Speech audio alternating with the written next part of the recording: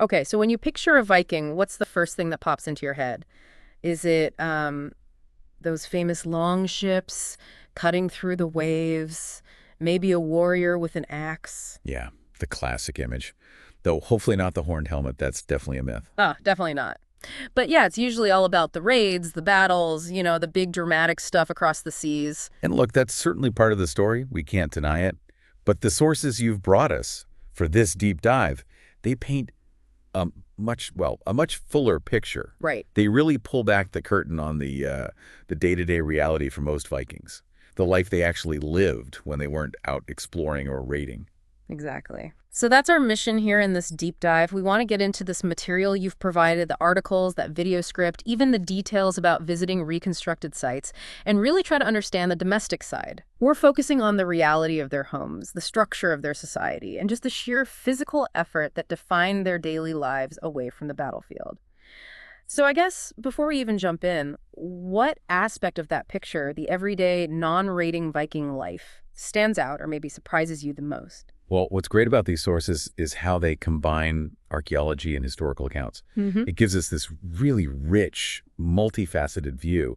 It's a powerful counterpoint to that single warrior image we often get stuck on. It kind of invites us to step into their world almost literally. Okay, let's do that then. Let's unpack this. And yeah, let's start right there, stepping inside the most central structure of Viking life, the longhouse. Yeah, the longhouse. What becomes immediately clear from the sources is that the vast majority of people back then weren't kings or famous warriors.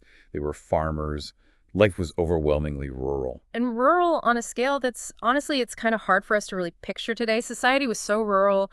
Most settlements were tiny, maybe just a few farmsteads clustered together, sometimes even just single isolated farms. Right, Actual towns. right. Very few and far between. Really, only a tiny fraction of the population lived in anything we'd recognize as a town. Which really underscores why the longhouse was so absolutely vital.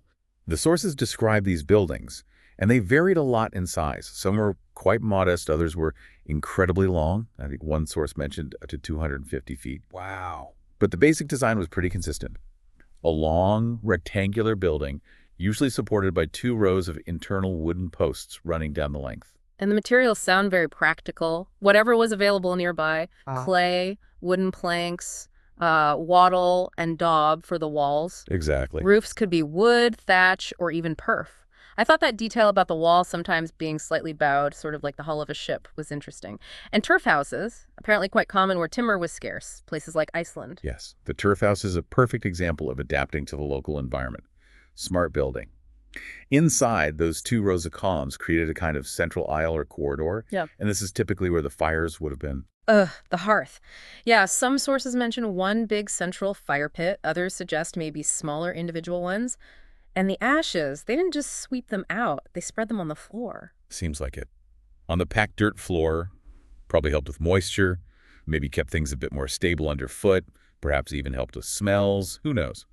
Pragmatic, anyway. Makes sense. And along the walls, the sources describe these long wooden benches.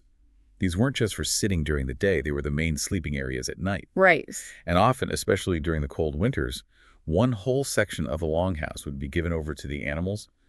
The cattle, sheep, whatever livestock was essential for survival. Sharing your house with the cows? Pretty much. Storage was simple too. Yeah. Under the benches, maybe in wooden chests that could double as seats, or perhaps some kind of loft space above. Okay, so you've got earth or turf walls, maybe sharing space with livestock. And the sources mention a real lack of formal windows. These places must have been pretty dark inside, surely. How did they manage to see anything? That's a really good question. The sources do detail the limited light sources. You'd get some light from smoke vents in the roof, maybe deliberately left gaps in the thatch. Yeah, okay. Some places might have had gaps between the walls and the roof edge, maybe covered with like animal skins you could roll up or down.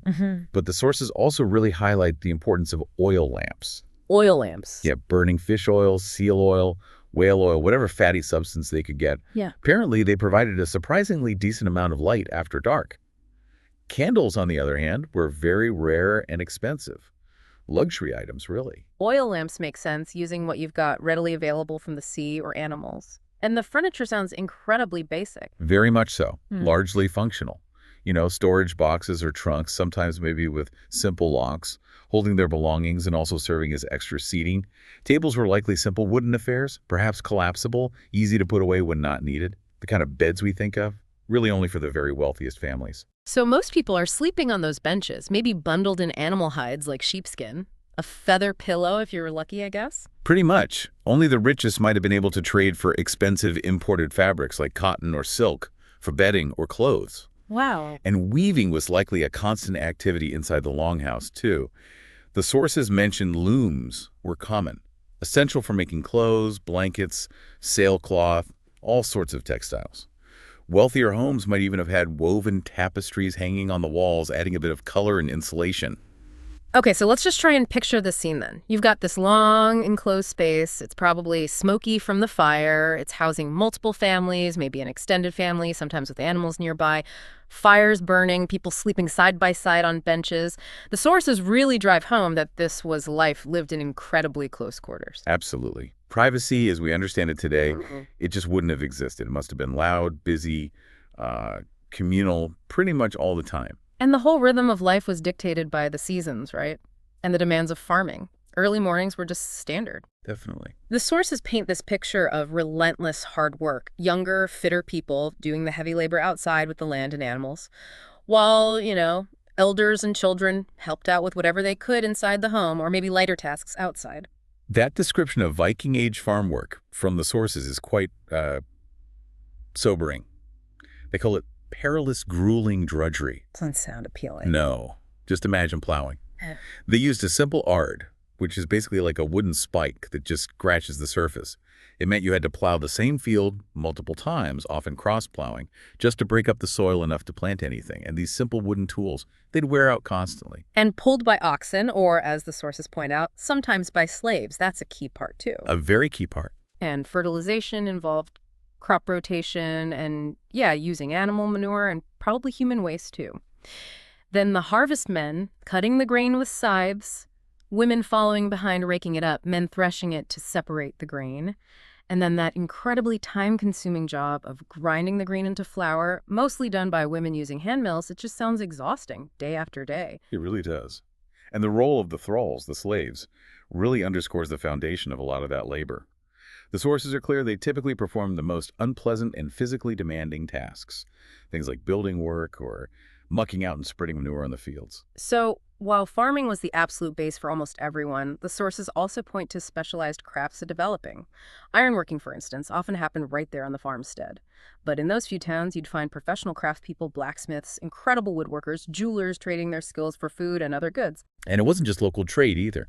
This craftsmanship, along with any surplus food they managed to produce, allowed them to engage in much wider networks, which brings us maybe to some of the harsher realities the sources underline. Yeah. It wasn't just physically hard work. Life was incredibly precarious. Famine was a constant threat. Raids, even local ones, were a danger. Natural disasters could wipe out a harvest or a settlement, and health, generally speaking, was poor. That detail about child mortality is particularly stark, isn't it? Something like 30 to 40% dying before they reached adulthood. It's staggering. And the skeletal evidence we have provides a really powerful corrective to any kind of romanticized image of Vikings.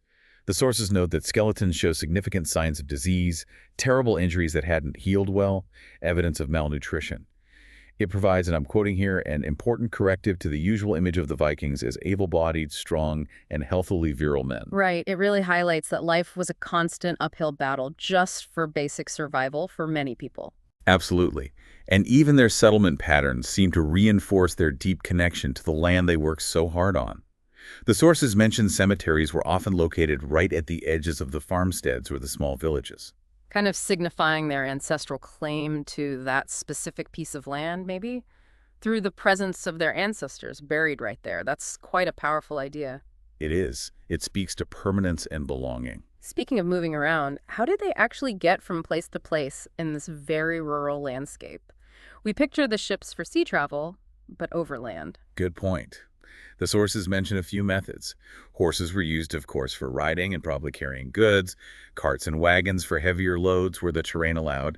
And importantly, especially for the Scandinavian climate, skis and sleds were essential for winter travel.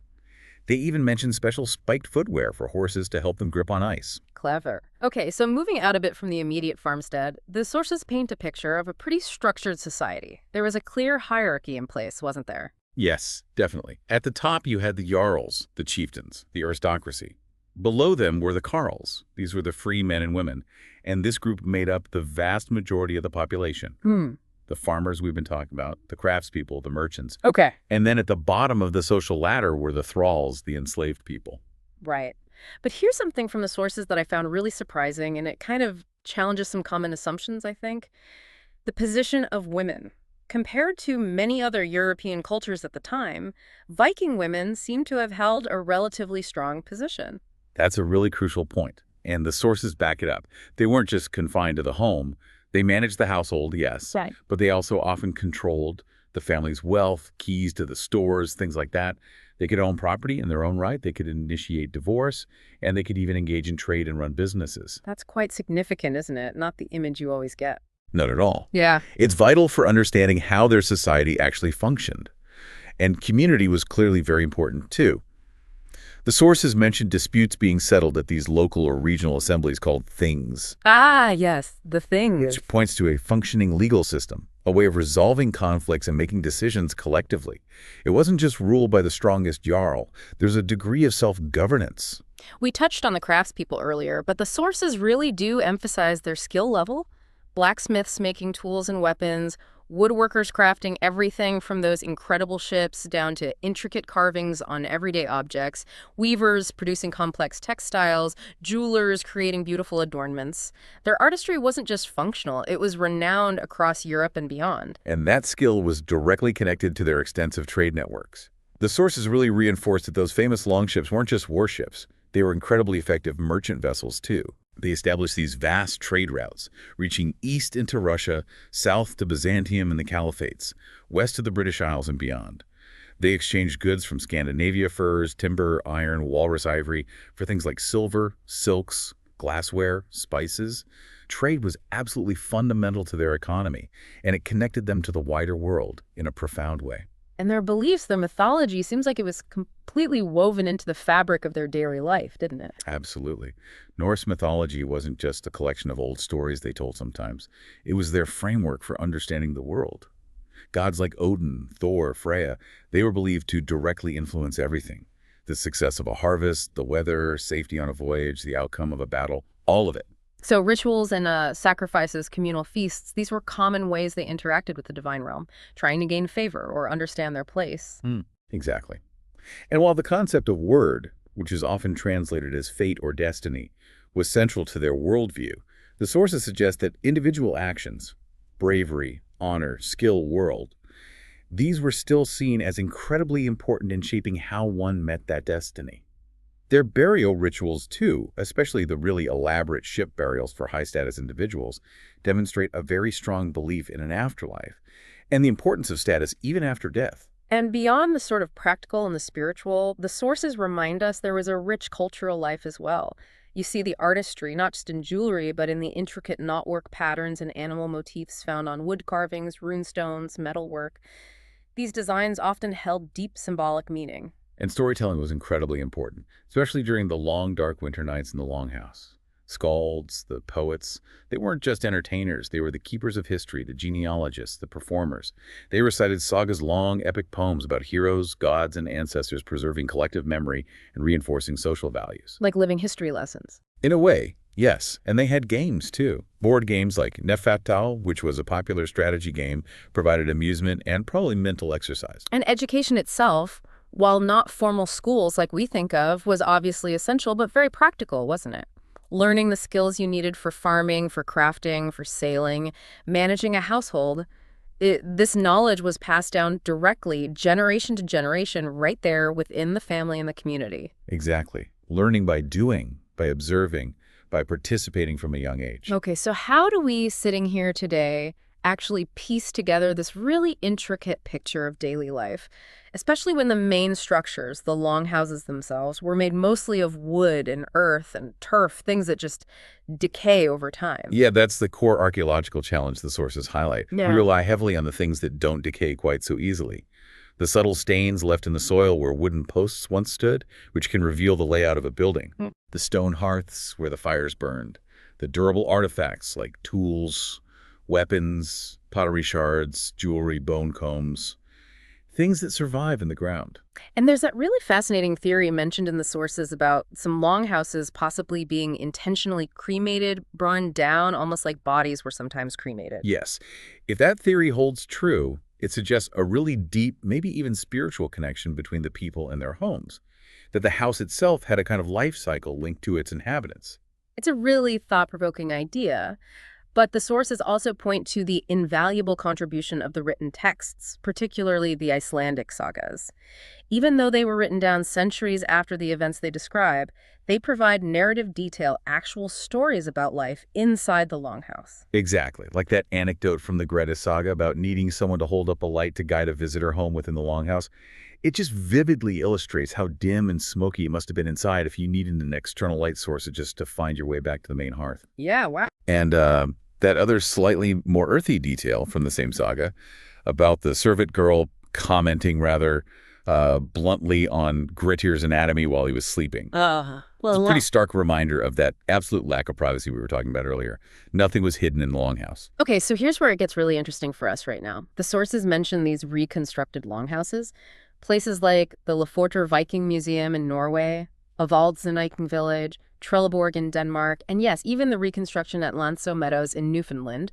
You can actually go to these places and step inside.